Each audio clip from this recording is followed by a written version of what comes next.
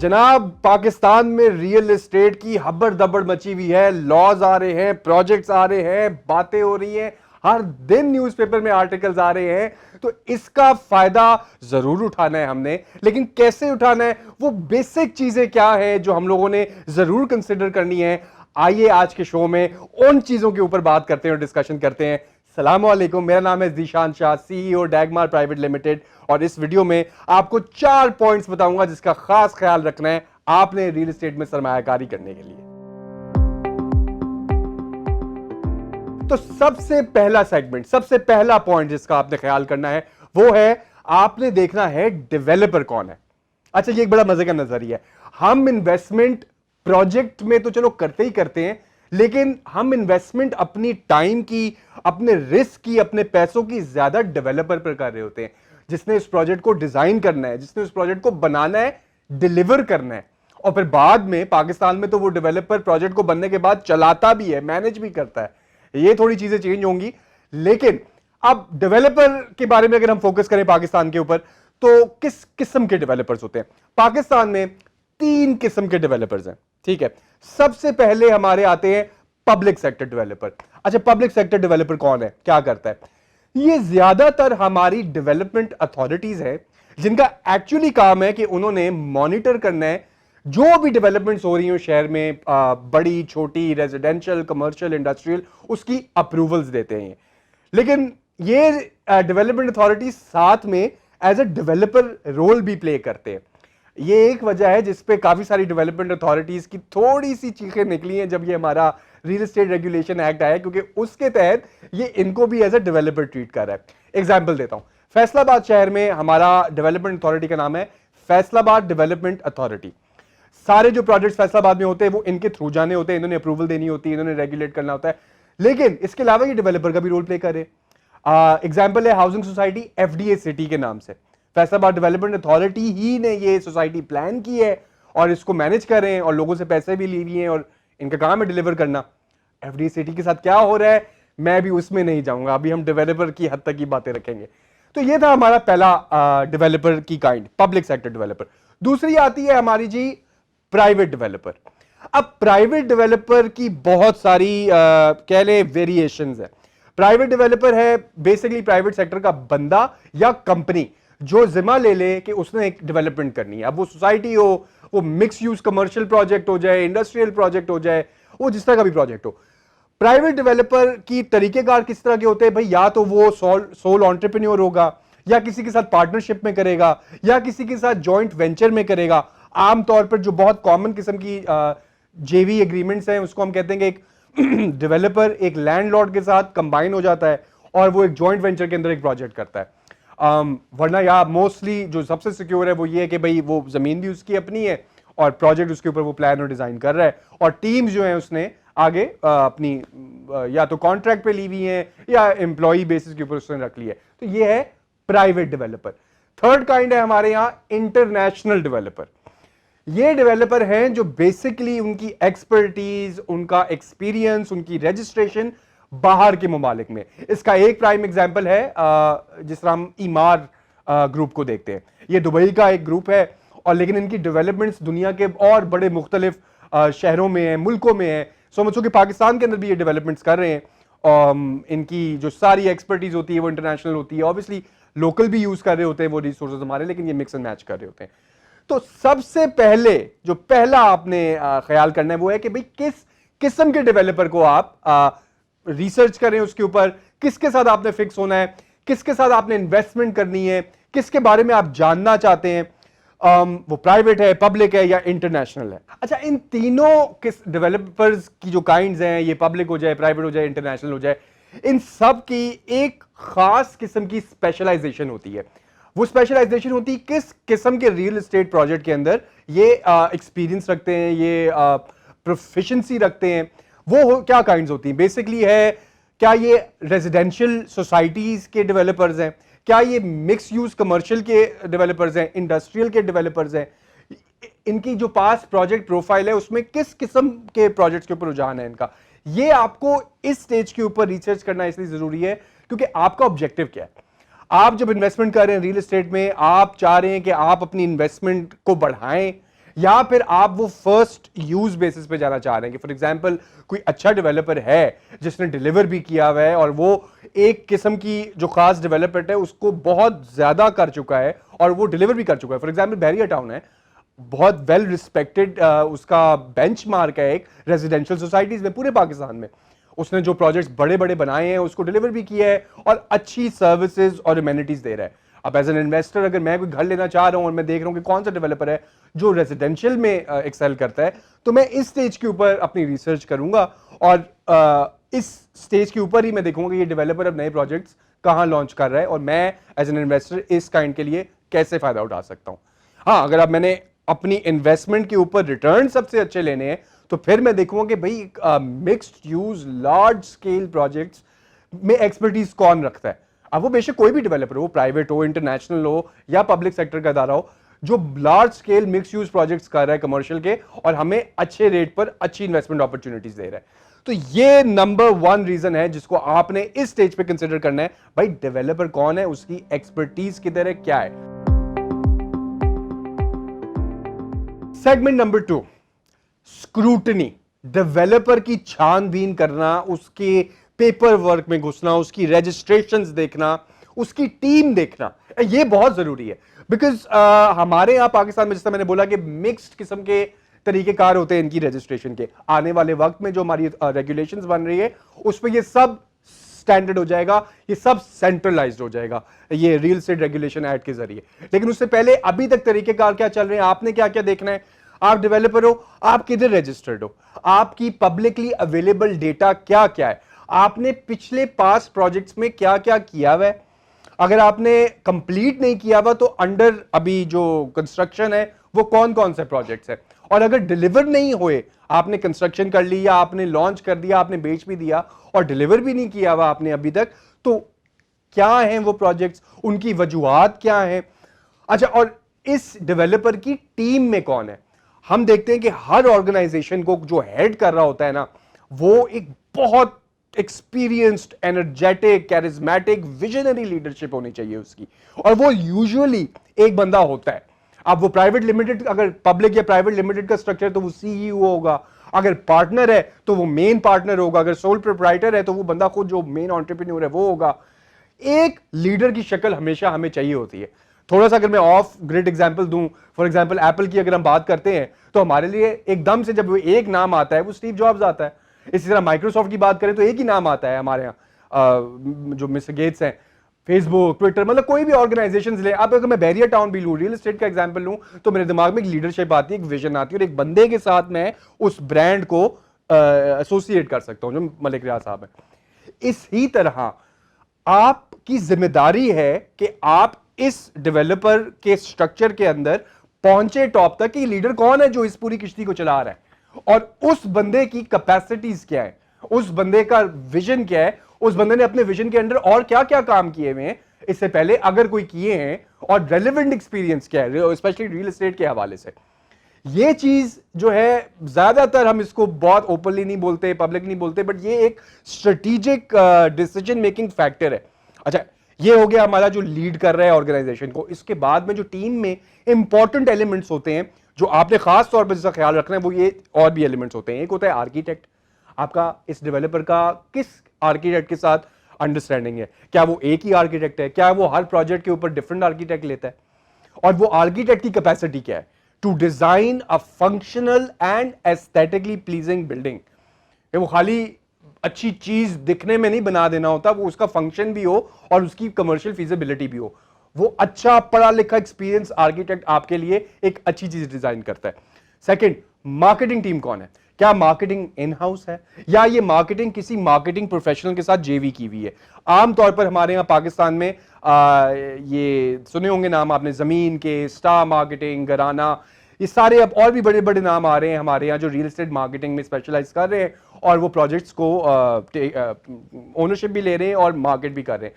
लेकिन ये आपका रिस्पॉन्सिबिलिटी देखना कि ये इस डेवलपर की मार्केटिंग की क्या अरेंजमेंट है। ये किसी थर्ड पार्टी के साथ जेवी किया हुआ है और वो थर्ड पार्टी की कितनी कैपेसिटी है। अगर इन हाउस है तो इन हाउस इसकी अपनी क्या कैपेसिटी और एक्सपीरियंस क्या है।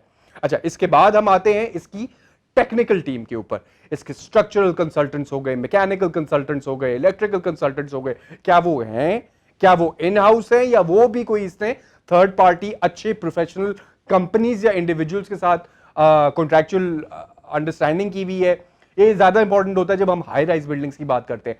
सोसाइटीज के अंदर शायद ये इतना इंपॉर्टेंट नहीं होता। Again, matching your project type with the team required for that project. जब हम ये वर्टिकल डेवलपमेंट में जाते हैं तो उसमें ये सारे प्रोफेशनल्स की इंपॉर्टेंस और वैल्यू और बेनिफिट बहुत ज्यादा हो जाता है। आप जब हम सोसाइटीज की तरफ जाते हैं, वहां पे आप पहले लमसम प्लान करते हो, ओवरऑल प्लान करते हो, और उसके बाद शायद बहुत सारे एक्सपर्टीज की जरूरत ना हो आपको। तो टीम के अंदर ये बहुत इंपॉर्टेंट फैक्टर्स हैं जो आपने रिसर्च करने या आपकी इन्वेस्टमेंट डिसीजन को इजी करेंगे और सिक्योर भी करेंगे। क्योंकि जब इतने सारे प्रोफेशनल्स ऑन बोर्ड होंगे इस ऑर्गेनाइजेशन के थ्रू, इसके अरेंजमेंट्स, अग्रीमेंट्स इसके अच्छे होंगे, इन प्लेस होंगे, तो ये अल्टीमेटली बेनिफिट करेगा प्रोजेक्ट को। और प्रोजेक्ट में जाहिर है अगर बेनिफिट होगा तो आपकी इन्वेस्टमेंट को भी बेनिफिट होगा। ये हो गया हमारा स्क्रूटनी ऑफ डेवलपर। अच्छा, अब जाहिर है अब हम प्रोजेक्ट क्या कर रहा है वो डेवलपर, उसकी फीजिबिलिटी क्या है, ये एक बहुत अच्छे तरीके से एक और वीडियो के अंदर एक्सप्लेन किया हुआ है। हमारी कंसल्टेंट है आर्किटेक्ट शाहनवाज, उनकी वीडियो है real estate investment checklist.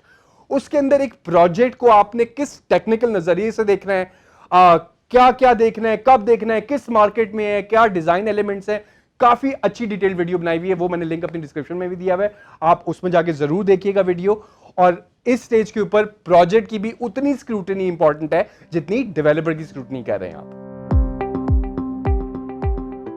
Fourth और most important point real estate investment में सबसे ज्यादा और सबसे अच्छा फायदा उठाना ये है, इन्वेस्ट अर्ली।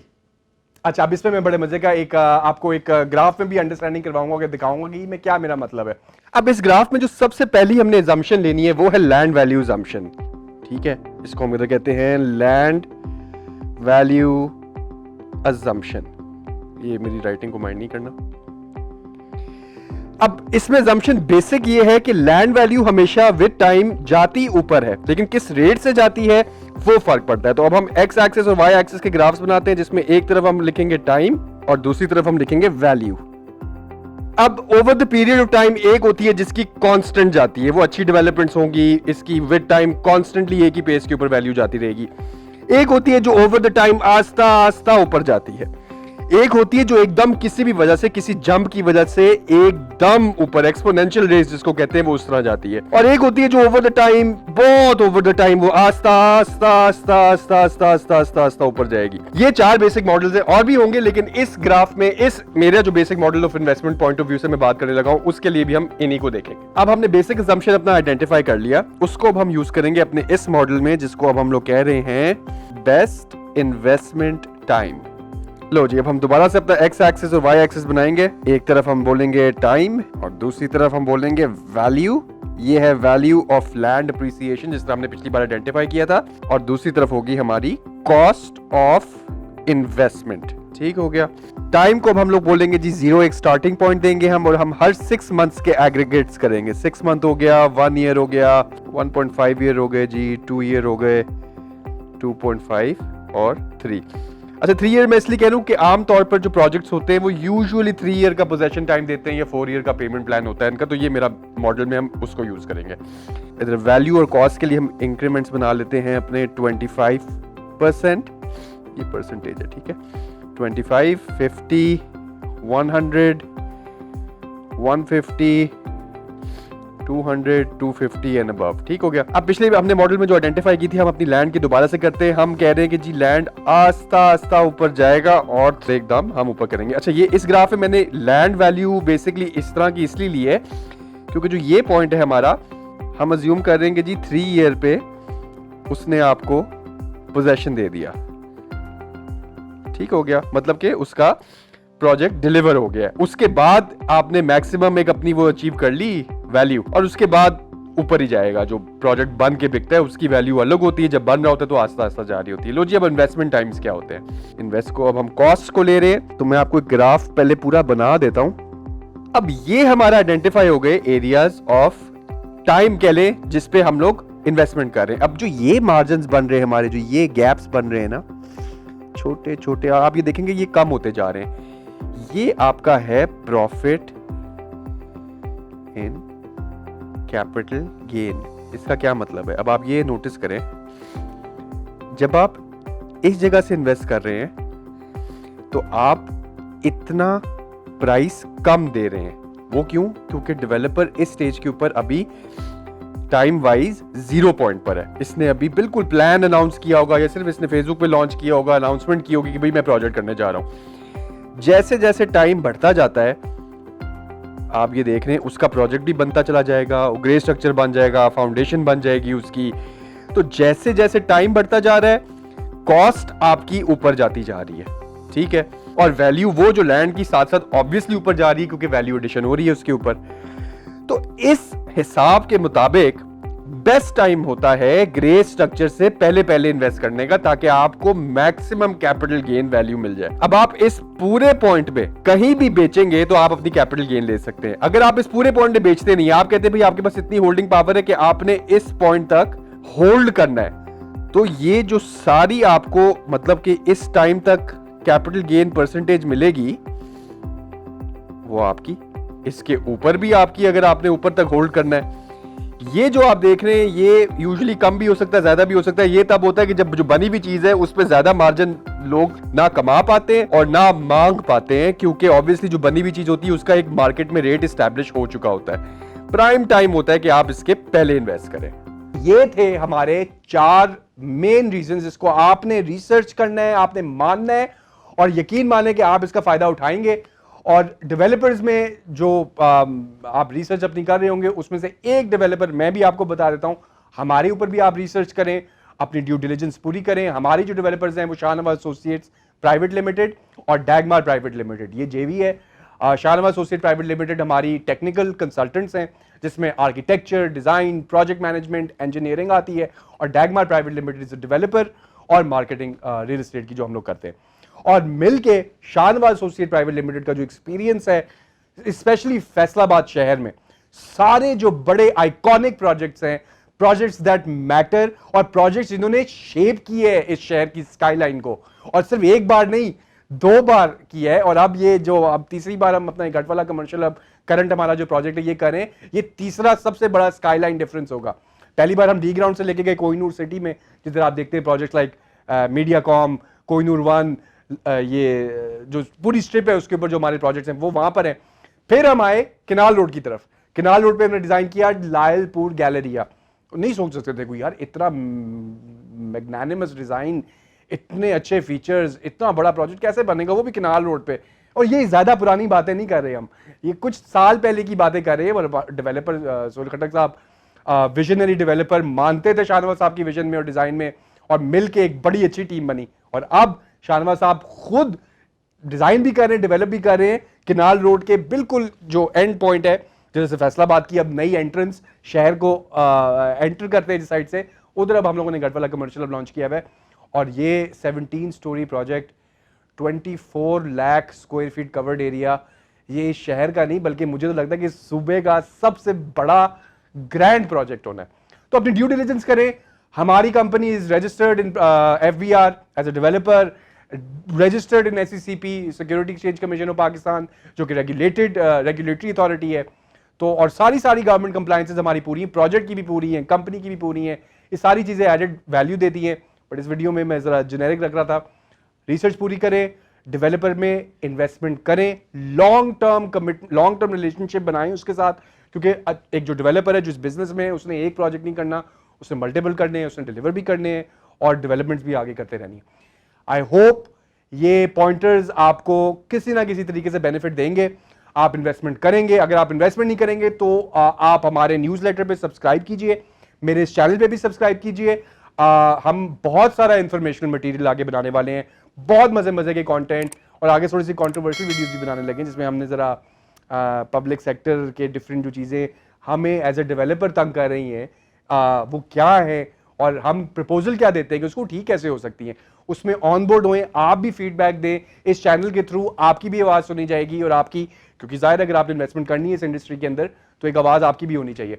तो वो चैनल के थ्रू होगी, हम भी सुनेंगे, मैं पर्सनली भी सुन रहा हूँ। सपोर्ट के लिए थैंक यू। कोई भी रिसोर्सेज हमारी वेबसाइट्स पे अवेलेबल है। फेसबुक पेज हमारा बहुत एक्टिव है, गट वाला कमर्शियल हब का, और शाहनवाज एसोसिएट्स का जो फेसबुक पेज है, तो उसको भी जरूर देखिएगा। For now that's it, thank you, Allah Hafiz.